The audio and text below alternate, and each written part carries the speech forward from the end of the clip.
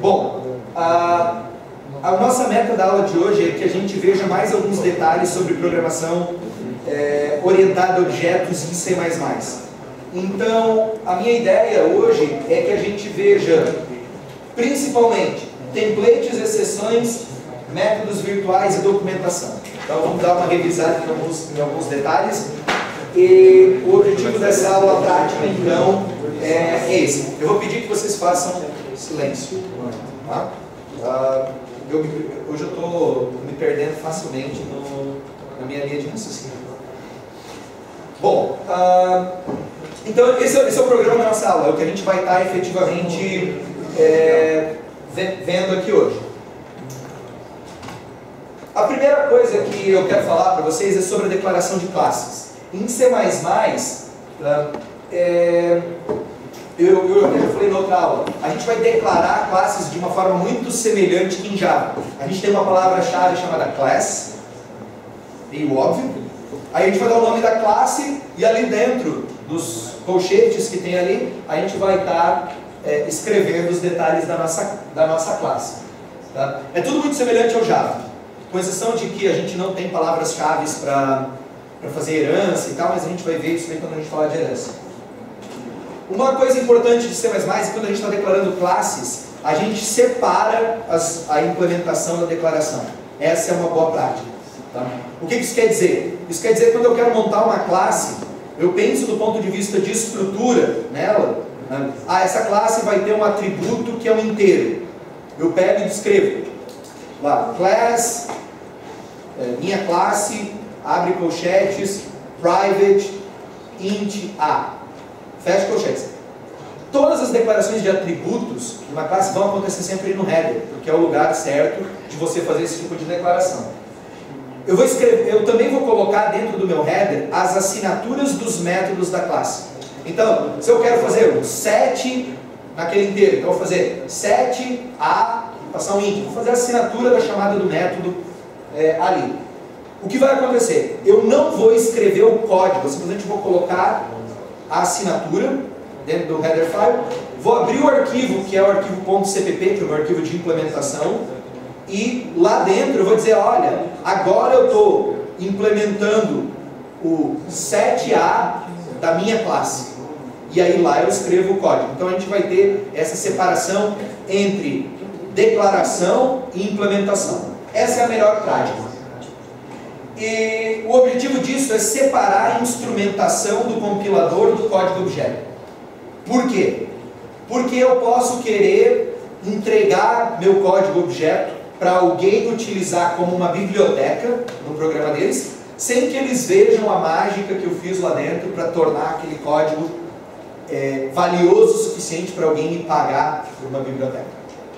Então, sei lá, tem N exemplos disso. O cara foi lá e inventou um método que faz ordenação de matrizes em 1/10 do tempo do melhor conhecido.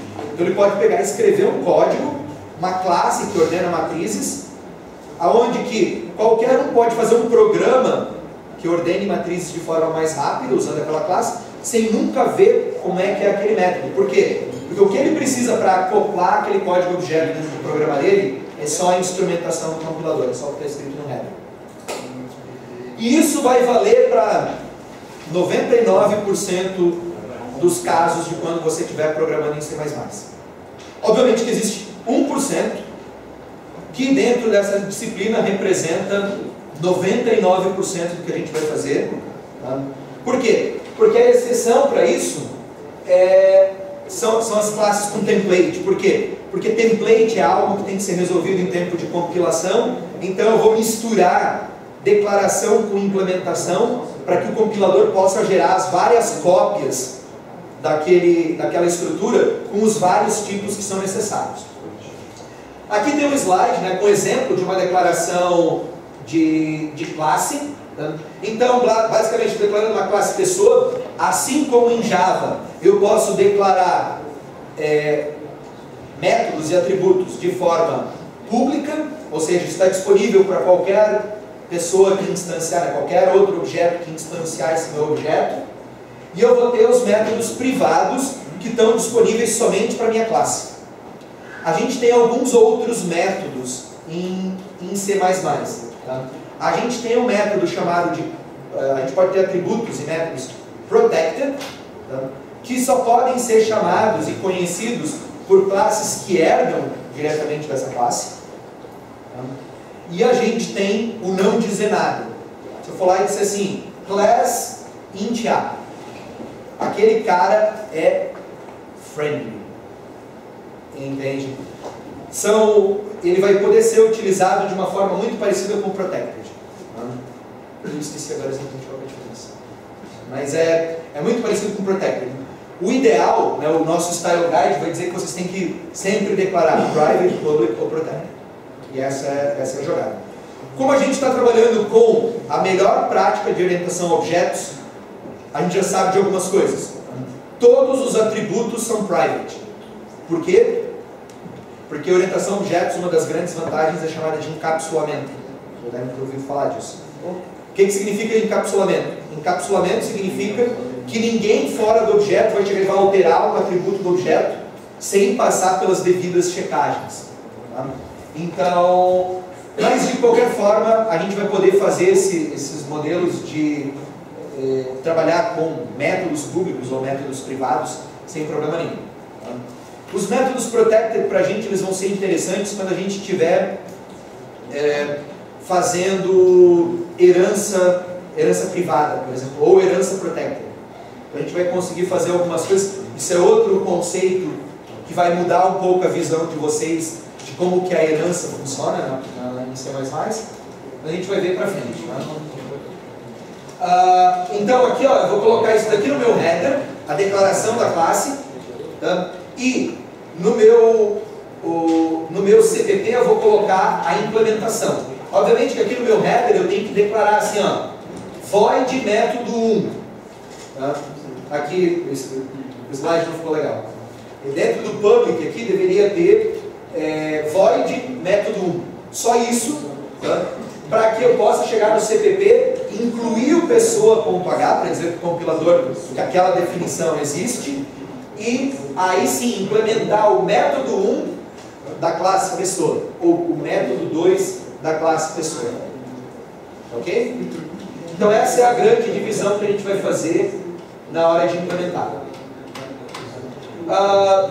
Essas são as melhores práticas de trabalhar em C. Por quê? Porque você pode criar código e depois desvincular, desmembrar ele em pequenas bibliotecas para fazer compilação, para fazer linkagem dinâmica e assim por diante, tornar o código de vocês extremamente eficiente na hora de trabalhar dentro de um sistema mais complexo.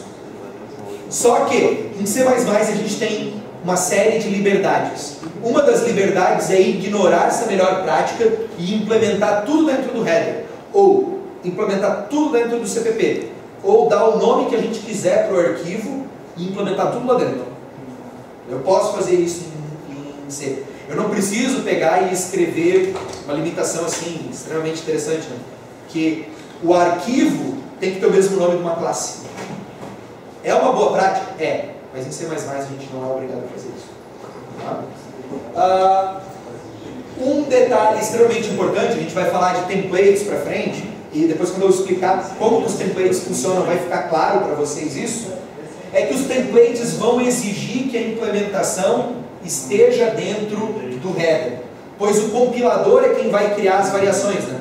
Quando eu pegar e disser assim, ó, eu criei uma pilha, a minha pilha é com template, na hora que eu vou instanciar a pilha, eu vou dizer, ó, essa daqui é uma pilha de números inteiros, ou essa daqui é uma pilha de objetos. O compilador vai ter que pegar e substituir todo lugar onde está o T lá do template por int, fazer uma cópia. Se pegar todo lugar onde está escrito T de novo e botar aquele objeto, fazer outra cópia e compilar duas versões. Aí a gente escreve uma só, mas o compilador gera dois códigos diferentes para os dois objetos, né, para as duas classes que vão ser geradas a partir do template. Isso é o que a gente chama de metaprogramação. Tá?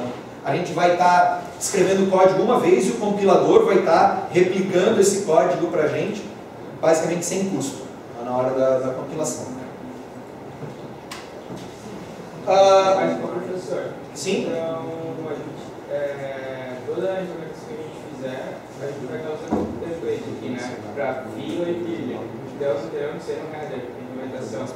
Você vai implementar um arquivo HPP. Eu já dei essa dica, né? Lá dentro do VPL, quando você abre o VPL pela primeira vez, ele te dá um arquivo. Aquele arquivo é chamado pilha.hpp ou fila.hpp. Então ali você vai implementar exatamente como é implementado em Java, com tudo misturado. Mas é importante que vocês saibam que a gente tem essas duas formas. Tá? E a forma normal, quando você não está trabalhando com templates, é desvincular. Significa que quando você escreve classes com template, é muito mais difícil de você pegar aquela classe e entregar ela compilada para alguém, porque quando você compila, você tem que resolver a indireção de tipo, né, que tem ali gerado pelo template. Então, bom, ainda no header, no pessoa.h aqui, a gente vai ter sempre que implementar construtores. Vocês já estão habituados com isso, né? Todo objeto precisa de pelo menos um construtor para que ele possa existir. Eu tenho um construtor padrão. O construtor padrão vai ter exatamente o nome da classe sem nenhum parâmetro. E eu posso ter outros construtores polimórficos ali, né? Eu posso ter um construtor onde eu passo uma série de parâmetros e na hora que eu crio o objeto já vem com determinadas características. Até aí tudo bem, é muito tranquilo, por quê? Porque vocês já estão acostumados com isso. Em C++, a gente falou numa aula anterior já, que em C++ você tem que fazer o gerenciamento de memória, você tem que alocar memória e desalocar memória. Então, o que significa? Significa que a gente, além de construir objetos, além de eu pegar lá e dizer assim, 1000 pessoas, com parâmetros ou sem parâmetros, vai chegar em algum momento que eu vou ter que pegar o objeto e dizer, objeto, some daqui, eu não te quero mais. Entende? E isso vai ser feito pelo destrutor. Tá? O destrutor ele é um método virtual. A gente já vai falar o que são métodos virtuais. Ele pode ou não estar implementado. E ele é reconhecido pela negação do nome da classe sem parâmetros. Então, o que vai acontecer? A classe pessoa tem o destrutor sendo tio pessoa. Como é que você vai utilizar isso? Você vai declarar, né, no header, depois vai implementar no CPP. Mas como é que você vai utilizar esses construtores e destrutores? Vai ser dessa forma aqui, né? Eu vou lá e digo, ó, pessoa P, entende? Ele simplesmente foi lá e me criou um objeto pessoa naquela variável do tipo pessoa que é chamada de P. Depois eu posso criar, né, P, simplesmente, a pessoa P, dizendo, ó, esse aqui é o nome, esse aqui é a idade, que é o que está no outro construtor. São as duas formas. Eu posso criar uma pessoa que não tem nada, nem nome nem idade, ou uma pessoa que já tem nome e idade. Fui lá, utilizei toda aquela pessoa dentro do meu código. Agora eu não quero mais aquela informação, quero liberar, quero devolver a área de memória ocupada por esse SharePoint e por esse int para o sistema operacional. Então o que eu vou fazer? Eu vou pegar e vou dizer, ó, objeto P destrua-se. Vou dizer P, toma o seu destrutor aqui. Agora pode não fazer muito sentido para a gente, mas quando a gente tiver a aula de alocação dinâmica vai ficar claro quando que a gente vai ter as situações de garbage e quando a gente tem que efetivamente chamar o destrutor e quando que não. Nas coisas que vocês estiverem fazendo agora, não se preocupem em implementar destrutores. Simplesmente declarem ele como um destrutor virtual lá, para que não exista nenhum alerta, mas vocês não precisam se preocupar em implementar ele ainda. Ah, ficou alguma coisa de lixo na memória? Não tem problema. A gente vai chegar no ponto de gerenciar isso. Mas é importante por quê? Porque vai ser reclamado. Já, ó, opa, você não tem destrutor. Ficou claro, pessoal, o que é destrutor? Bom, falando um pouco sobre herança. Em C++, a gente pode ter 3 tipos de herança. Em Java, vocês estão acostumados com um tipo de herança. Eu escrevo um objeto, tudo que for público dele, eu pego e dou implements, extends, né? Extends na classe Py, eu passo a ter disponível para todo mundo naquele meu objeto os métodos que eu herdei. Mas se por acaso eu herdar alguma coisa e eu queira suprimir o método que foi herdado, o que eu faço, Java? Só sobrescreve. Mas a assinatura continua lá, não continua? É uma forma, eu posso sobrescrever e dizer, esse método não faz nada. Mas se o cara mandar listar os métodos que estão lá, vai aparecer aquele método.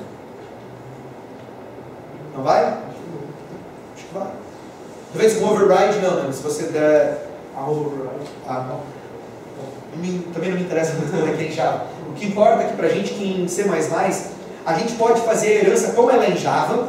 Eu vou declarar uma classe, por exemplo, tem minha classe pessoa ali, implementada, bonitinha, vou criar uma classe empregado. Se eu quiser que o meu objeto empregado herde exatamente os métodos públicos da classe pessoa, eu declaro ele assim, class empregado, dois pontos, né, um em cima do outro, public pessoa, ou seja, eu quero pegar todos os métodos públicos de pessoa e ficarem disponíveis aqui, eu preciso reescrevê-los. Mas eu posso fazer em C++ dois outros tipos de implementação. Isso é uma coisa importante, né? Acho que em Java acontece igual também.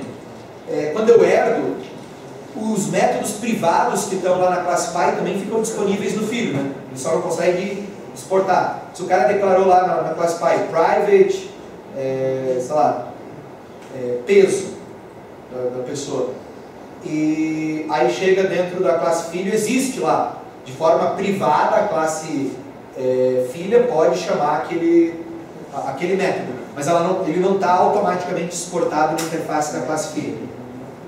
Aqui o que a gente pode fazer, eu posso pegar e herdar e fazer com que tudo que eu herdei apareça de forma protegida ou já de forma privada. Mesmo que a minha classe Py tenha de forma pública um método, eu posso ir lá e herdar aqueles métodos, mas ninguém vai conseguir ver aquele método a não ser eu dentro da minha classe, ou as classes que estão abaixo de mim. Se eu herdar de forma protegida, todos os meus filhos conseguem ver aqueles métodos que vieram da classe Py. Se eu herdar de forma privada, só a minha classe consegue ver o que ela herdou do pai. Ou seja, aqui a gente já consegue ver uma aplicabilidade, né? Se eu for lá e implementar uma classe estrutura linear, que insere no começo, insere no fim, tira do começo, tira do fim, né? Para vetores, por exemplo, para fazer uma pilha ou uma fila, eu posso herdar de forma privada e simplesmente exportar métodos que chamam esses métodos privados que eu herdei. Tá? Então a gente vai conseguir fazer um monte de coisas com herança agora. Não necessariamente só aquele feijão com arroz que a gente está acostumado. A outra coisa é a seguinte, eu posso pegar e sair herdando de forma pública de uma classe, de forma privada de outra classe, de forma protegida de outra classe. Por quê? Porque em C++ a gente tem herança múltipla.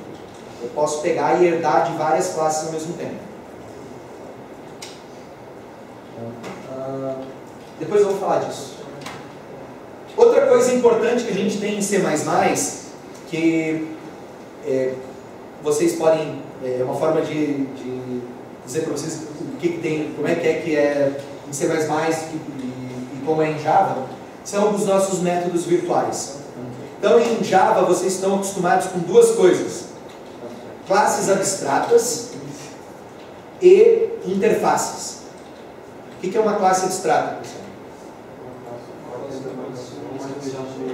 É uma classe que não pode ser instanciada. Ela não pode ser instanciada porque a gente tem algum método lá que não está implementado. Certo? Aí você é obrigado a herdar, e para que a classe que você criou possa ser instanciada, você tem que implementar o método que não estava implementado.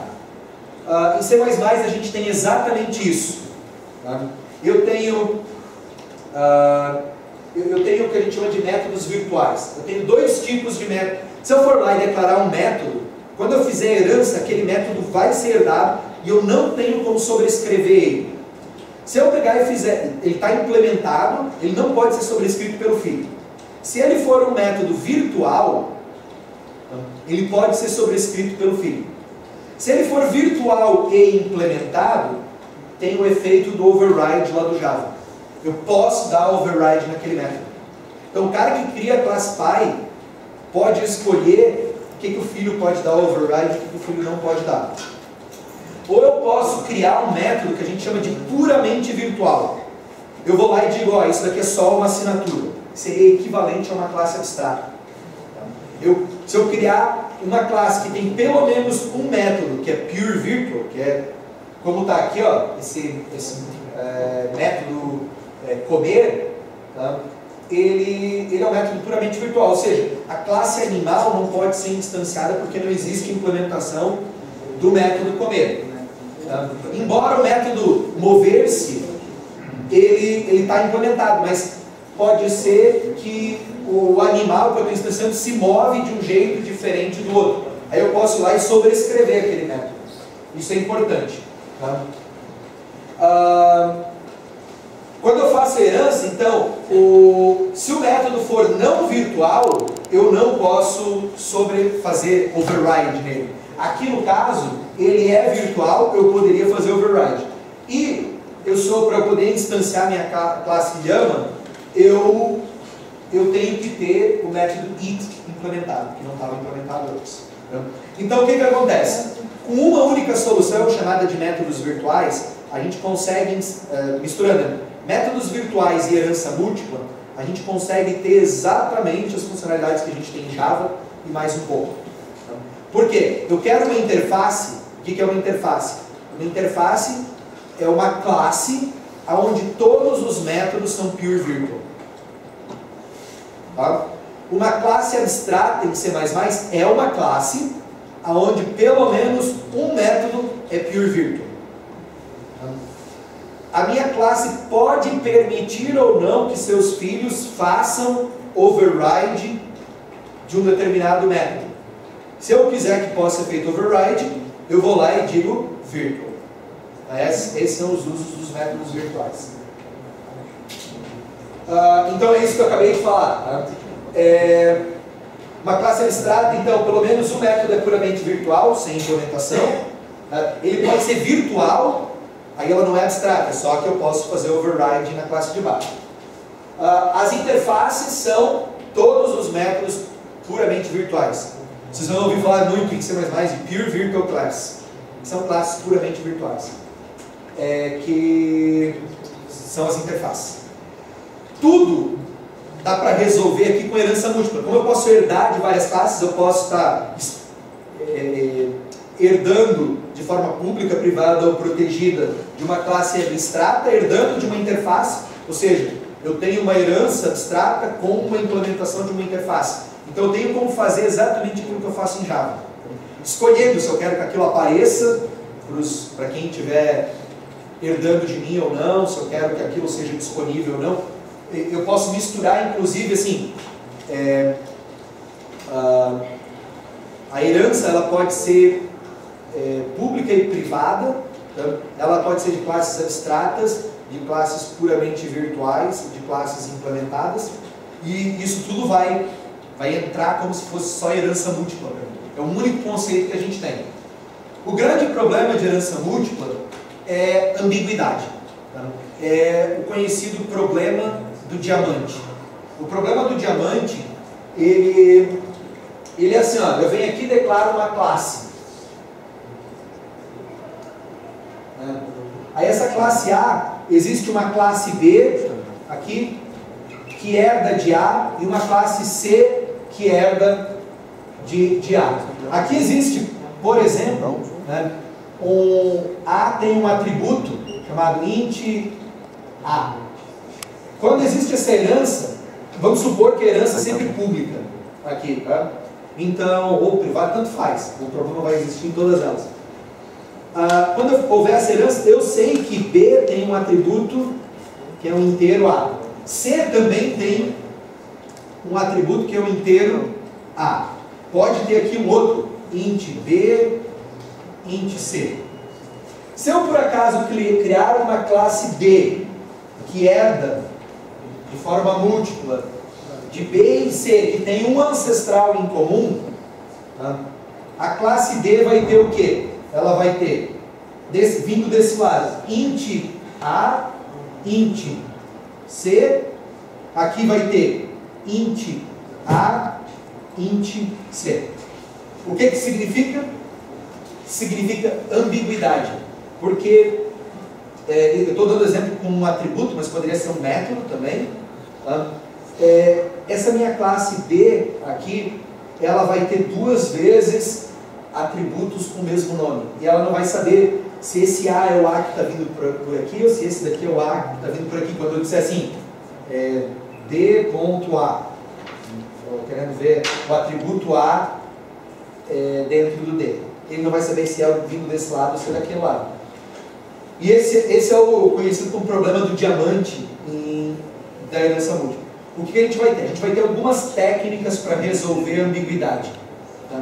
Uma das técnicas é fazer herança virtual. Tá? Então, quando eu tiver esse tipo de cenário aqui que me causar ambiguidade, tá? Eu vou pegar e vou dizer assim, ó, B vai herdar de A, né? Eu vou dizer lá, 2 pontos, public virtual. Ou seja, ó, você está herdando, mas você está herdando de forma virtual. Tá? E eu vou dizer a mesma coisa em C. Ou seja, na hora de construir isso, na maior parte dos casos, não em todos, mas na hora de construir isso, o D vai existir como V, que esse cara aqui veio exatamente do mesmo lugar. Tá? Que esse A aqui e esse A aqui foram heranças de B e C que vieram da classe A. Esse vai ser o nosso principal problema da herança múltipla que a gente vai ter que resolver. Então a gente vai fazer normalmente com public virtual. Eu posso fazer herança privada virtual, herança protegida virtual, sem problema nenhum. Tá? Então isso vai pegar vocês no momento. Outra coisa importante para a gente conversar sobre na aula de hoje, que faz parte dos nossos primeiros trabalhos inclusive, é falar sobre o tratamento de exceções. E o que eu posso dizer de cara para vocês é que em Java o tratamento de exceções é muito semelhante do tratamento de exceções em C++. A diferença é que em Java você tem uma série de restrições do que você pode fazer com exceções. Em C++, entende? Você pode pegar e, sei lá, ter exceções que retornam elas mesmas. Por exemplo, ao invés de retornar um objeto que é o que herda de exception, eu posso retornar a própria classe que causou exception, eu posso retornar qualquer coisa. Meu throw aqui permite jogar qualquer coisa para cima. Uma outra coisa importante é que todas as exceções em C++ podem ser ignoradas. Não existem exceções bloqueantes, né, como tem em Java. Eu posso declarar em Java exception e runtime exception. As exceptions têm que ser obrigatoriamente tratadas no código, as runtime exceptions você pode ignorar. Em C++, todas elas são runtime. Como é que a gente vai fazer? A gente vai pegar, vai estar discorrendo o nosso código, dentro do nosso código aconteceu algo que estava imprevisto, eu pego e dou um throw em alguma coisa que é uma exceção. Ou seja, minha função, meu método vai retornar não pelo retorno padrão, do tipo dela, mas vai retornar com o estado de erro. Do lado de fora, eu posso utilizar um catch para pegar isso, e a área de código onde eu estou procurando por uma exceção é delineada por um try. É exatamente como é em Java. Inclusive a gente tem o finally, que é extremamente importante, praticamente ninguém usa em Java exceções com finally, que é, por exemplo, para ocorrer uma exceção, mas eu já abri arquivos, por exemplo, fiz um monte de coisa. Em C++, se eu não utilizar o finally para pegar aqueles objetos que eu já instanciei antes e destruir eles, aquilo virou garbage quando a minha exceção for estourada. Então, diferente do que vocês estão acostumados em Java, finally não serve para quase nada, porque tem alguém que limpa a sujeira de vocês, em C++ isso é extremamente importante utilizar a diretiva finally. E aí, isso aqui é o mecanismo de exceção, né? Eu pego o bloco, faço o try, se alguma exceção retornar ali, eu posso fazer o catch, Posso fazer vários catches, como eu faço em Java. A diferença é que lá em Java eu espero classes que herdam de exception e tal. Em C++ eu posso receber qualquer coisa. Se o cara pegar e disser, ó, retorna 1, é uma exceção. Se o cara disser, ó, retorna um ponteiro para self, retorna um ponteiro para self. Então, tem vantagens e desvantagens isso. Eu acho que com o tempo vocês vão aprender a explorar elas e ganhar bastante em cima desse modelo de exceções. Mas por enquanto tentem ser conservadores. Criem umas classezinhas que vocês criavam em Java. Não precisa herdar de ninguém, mas cria uma classe para jogar exceção. Você vê, opa, veio aqui uma exceção daquela classe específica. Para não ter problemas com tentar jogar. Eu já vi uns códigos de sistemas que eles colocam como constante lá em cima do erro. Sim, é uma forma comum. Você dá um define, gera um código de erro, e aí você faz isso daqui, ó. Você dá um throw no inteiro e depois dá um catch no inteiro. Aí por aquele inteiro você tem como tratar a exceção, saber o que aconteceu.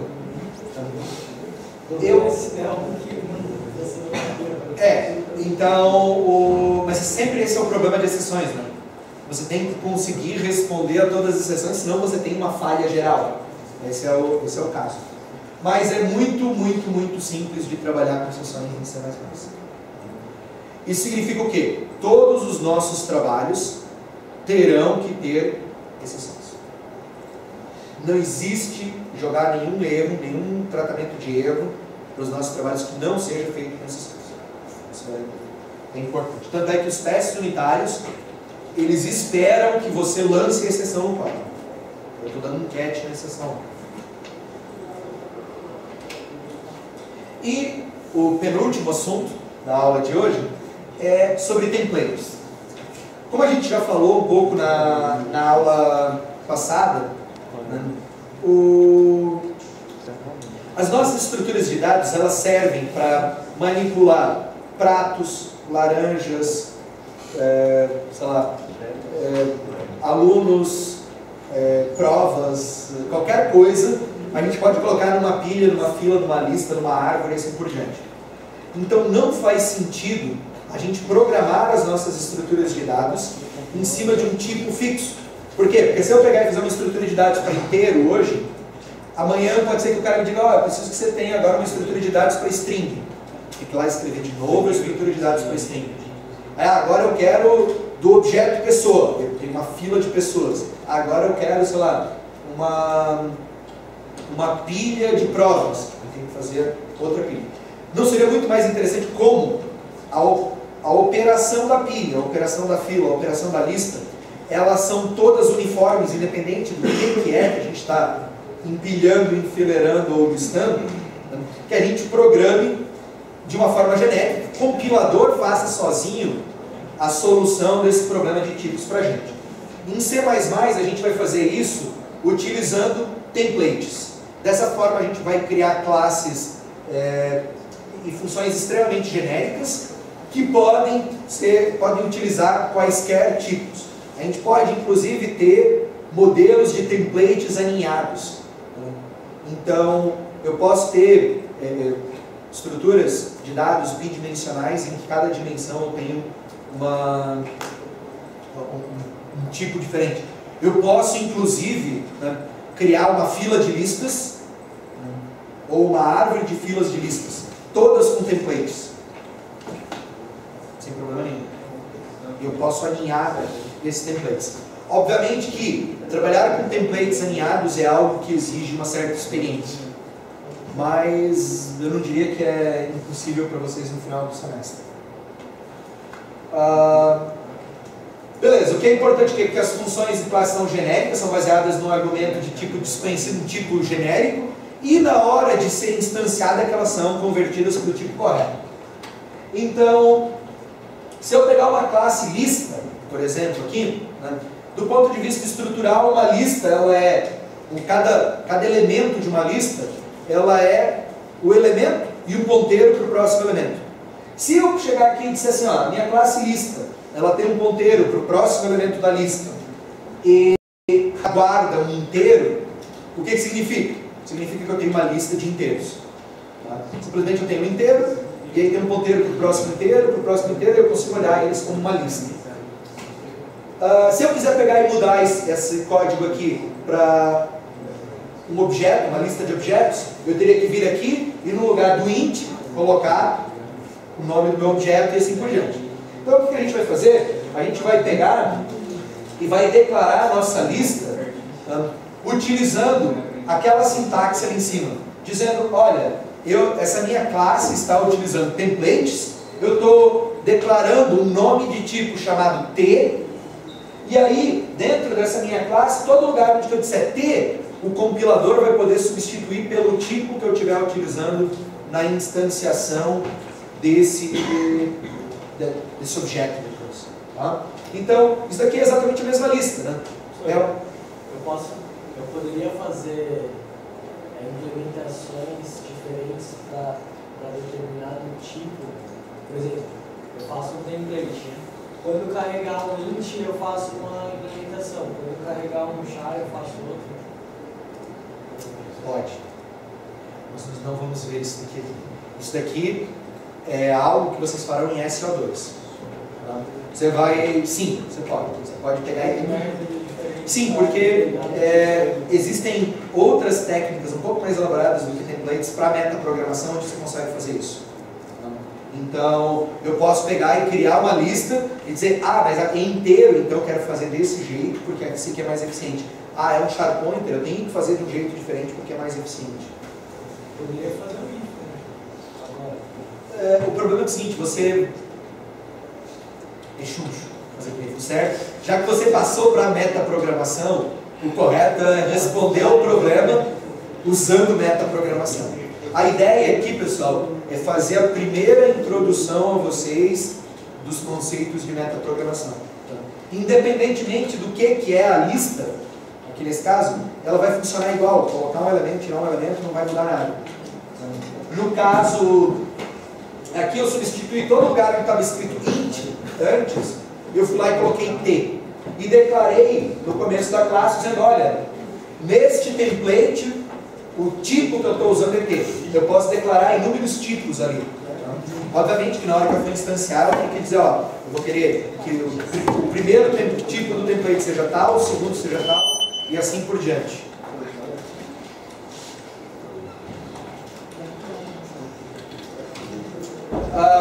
E aí, obviamente, quando eu for utilizar aquela minha lista, eu venho lá e digo, eu quero uma lista. De que eu quero a lista? Eu vou colocar dentro de maior que e menor que o tipo que eu quero que o compilador vá lá e substitua no lugar do T, e aí ele vai criar uma lista de inteiros, vai criar uma lista de strings e assim por diante. É assim simples que nós vamos estar trabalhando no momento. Do ponto de vista de implementação dos trabalhos, se vocês acharem muito difícil fazer direto com o template, eu recomendo começar a fazer ela de inteiros primeiro. Está tudo funcionando com inteiros? Aí você vai lá e pega, dá um refactoring, substitui todo lugar onde está int por t, faz as declarações de template, pronto, está implementado de template. Ou não. Substituir todos os ints pode dar problema. Você tem que saber quais os ints que você tem que substituir. Se você substituir o int do topo, claro, vai dar problema. E o nosso último, mas não menos importante assunto para cobrir na aula de hoje é a documentação da Oxygen, que é outro ponto obrigatório de todos os códigos entregues na disciplina.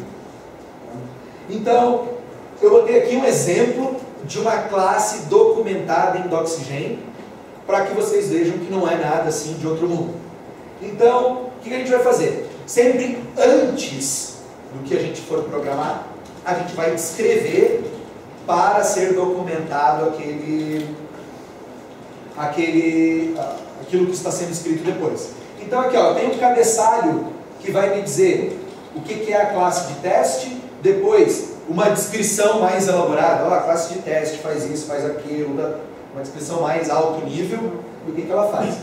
Depois eu vou pegar e vou dizendo, olha, em public eu estou declarando um enum. O que é esse enum? Por que eu declarei esse enum? A mesma coisa eu vou dizer, olha, o primeiro valor do enum é tal coisa, o segundo valor do enum é tal coisa, e assim por diante. Depois, quando vocês, a partir da hora que vocês começarem a documentar o código de vocês desse jeito, vocês vão poder pegar esse código e passar ele por dentro do Doxygen. Vocês vão ver que isso vai gerar documentação como se fosse o JavaDoc, para que vocês saibam, o que é o valor 1 da chamada de função tal? É tal coisa. Por quê? Porque o programador foi gente fina o suficiente para ir lá e documentar. Não tem nenhum grande trabalho aqui, tá? Eu simplesmente estou colocando código e documentação, código e documentação. Então nesse primeiro slide é só para mostrar para vocês que eu posso basicamente documentar tudo. E a nossa ideia aqui é exatamente essa, que vocês documentem ao máximo o código que vocês estão escrevendo. Por quê? Porque fica fácil para reutilizar. Tá? Daqui 6 meses, 1 ano, quando você abrir isso daí você não lembra mais.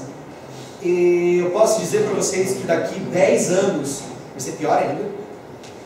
Eu tenho essa experiência direto.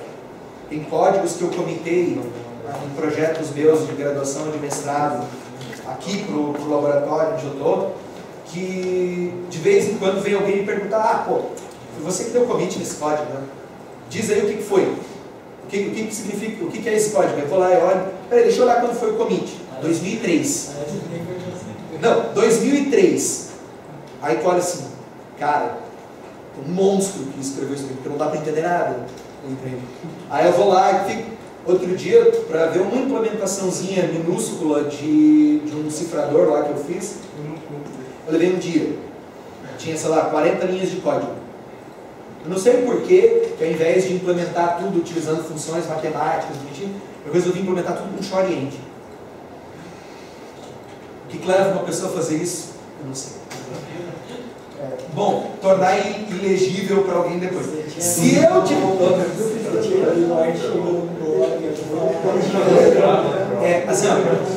complicado. Se eu tivesse pelo menos, olha um monte de código que é só uma montanha de Shortend, fica extremamente complicado de ver. Se eu tivesse só colocado uma pequena documentação dizendo, olha, os próximos 25 shorts e ends significam isso. Teria tornado minha vida extremamente mais fácil. Outra forma de documentar, então assim, documentar construtores e destrutores é importante, principalmente se não é o construtor padrão, é importante que você documente os parâmetros que estão sendo passados ali no construtor e no destrutor. Se o destrutor faz alguma atividade mais elaborada, tá, de limpeza de memória, a gente vai ver lá na frente que algumas árvores, a gente vai estar retirando elementos, a outra a gente vai estar destruindo elementos. São coisas completamente diferentes. A chamada do destrutor ali é completamente diferente, a gente vai ter que tratar isso, né, com destrutores, com variantes do destrutor. Mas talvez a declaração mais importante de todas é essa que está aqui no fim para vocês, que é uma declaração de uma função padrão, aonde o que eu quero que vocês façam? Vocês me deem, primeiro, uma descrição, em português claro, do que aquele método faz. Não precisa ser nada elaborado, mas tem que ser algo que seja inteligível. Depois eu quero que vocês listem todos os parâmetros com esse barra param. Então você vai dizer, barra param A, é o A, que é aquele inteiro que está ali. É um argumento inteiro, mas eu não quero que vocês digam só argumento inteiro, que vocês digam para que vocês estão passando aquele argumento. Param S é um char pointer. E o que é o retorno? O que esse método retorna? É o barra return. Isso tudo, quando vocês gerarem o código, vai ser escrito de uma forma bonita e linkada, e vocês vão poder pegar e navegar depois dentro dessa documentação de uma forma bem elaborada. O barra SA significa se also, veja também. Quando você vai utilizar o test.me, né, o cara vai ter que instanciar o objeto teste, destruir o objeto teste, chamar os outros métodos test.me2 e public var antes de chegar naquele método. Então é extremamente importante que você coloque links para os outros métodos que são chamados aqui dentro desse código. Tá? No see also. Por quê? Porque na hora de gerar a documentação fica fácil de navegar entre um e outro. Aqui tem uma declaração do método PureVirtual, que é exatamente igual, e depois uma declaração de uma variável pública, que está solta, não faz nem parte da classe. E é isso aí, pessoal. É o que eu tinha para apresentar para vocês hoje. Já finalizou.